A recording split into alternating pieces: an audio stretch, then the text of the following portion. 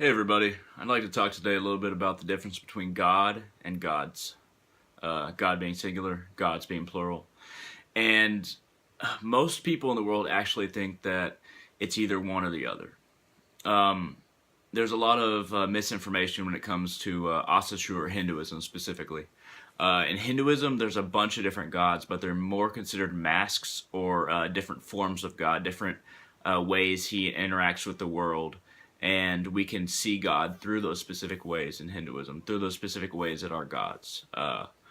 My main patron or patroness, however you want to say it, in Hinduism is Kali Ma.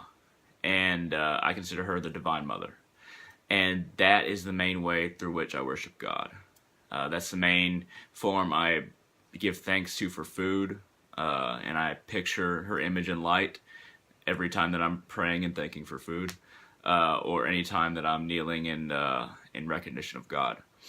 And in Hinduism, there's not a particular set of rules that says, okay, you have to believe this in order to be Hindu. No, you can say, you just believe in God, or you believe in the gods only, or you believe in a combination. Most people believe in a combination, that the gods are different forms of the one God that you can worship and recognize God through. Uh, think of it like a pyramid. Uh, this plane is basically my two thumbs, and this is where humans exist. And as we go up, there's fewer and fewer beings that are basically institutional beings in charge of what goes on below them, that become more and more and more and more and more and more powerful until it reaches the one true and ultimate form, God. And that's how it works for many Hindus. I can't really say all Hindus because there's no specific rule book for Hinduism. Thank God, that's why it's lasted for so long. But anyway, in Asatru, it's a little different. Most people who are Asatwar, most of them would just recognize gods and not see or recognize a source. There's plenty of people in Asatwar that they recognize the gods, but also see that they came from one divine source. A lot of people in Asatru, they see that they're the gods, and then the gods of the gods are the runes, these primordial forces that cause the gods to be created, to be instituted where they are, whether the gods are beings in and of themselves or whether they're an actual ranking that other beings can rise to or fall from. But many believe in that source that are above even the runes. There's the gods and the runes, and then the gods of in the runes, and the God of the gods, the singular source, that one thing that everything is a part of. And that's how a lot of people who get into the real mysticism of Asatru, I believe. If you're just into the religion side, like in any faith, you're only going to believe the most basic lessons, and you're only going to recognize divinity through the rituals on a basic level. And that's okay. I believe that all faith and all worship are arrows that are shot in the same direction. It just depends on how skillful they are and how long it takes the arrow to get to where it's going. This is an analogy, of course. It's not like we're each shooting arrows, but I'd like to address another thing, that when people in Asatru or Hinduism talk about gods, and there's pictures of them or depictions of them being in the clouds or being here, being there, being on an island, most people don't believe that if you look up, you're actually going to see Thor. That if you see a bolt of lightning, if you just follow it, you'll see Thor's hammer casting it down on a giant. Most people don't think that if you go to a certain part of the Himalayas, that you'll find Shiva meditating, laying down, and Kali Ma on top of him, standing on top of him. What that really represents is Kali Ma represents energy and Shiva represents matter. And really their relationship and union represents creation on the different forms.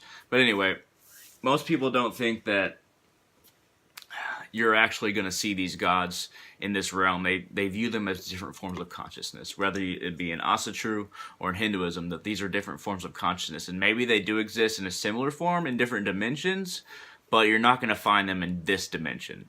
And demons as well. If most Hindus believe that demons, you're not going to be able to physically see them, and if you do, it's going to be just an echo of what happens in the astral realm. Because this realm is so material, we don't see most of the energy that exists here. That causes things to exist here as well. So that this realm is very specific to us being able to choose. How will we see God? How will we worship Him? And which parts of Him will we value? Will we value God, or will we value what He has? That's a lesson from the Bhagavad Gita. Duryodhana, the King Material Desire, as Paramahansa Yogananda called him, said, he valued the armies of Krishna, but not Krishna's advice. One side, Krishna would fight, his armies would fight, his 11 or however many armies he had. 11 was the total of Duryodhana's armies. And then the other side, Krishna wouldn't fight himself. He wouldn't take up arms, but he'd only give advice to Arjuna and be his charioteer. And that's really a lesson for every religion. What do we value? God Himself, what He is, or what He has? Do we value this creation, or do we value that which is beyond this creation? And that's a lesson for every religion, because there's so many ways we can get hampered into doing rituals just for the sake of the ritual. Performing Mass, for instance, in Christianity, without really understanding the blood and the body of Christ. Maybe the blood is the vibration, the vibration that God sends out, the divine vibration that exists in this creation. And maybe there's other lessons, as far as maybe holy water is a representation of spirit, and you can imagine being filled with the spirit that is in the holy water, but not the holy water itself. Or if you go to Asatru, you can imagine that the mead is not, you're not just offering honey wine, you're offering your own inspiration and your own true devotion to the gods. There's many examples, but really, if you offer in complete faith and devotion, there's very little that you cannot offer, because really all material is very similar, and it is received with very similar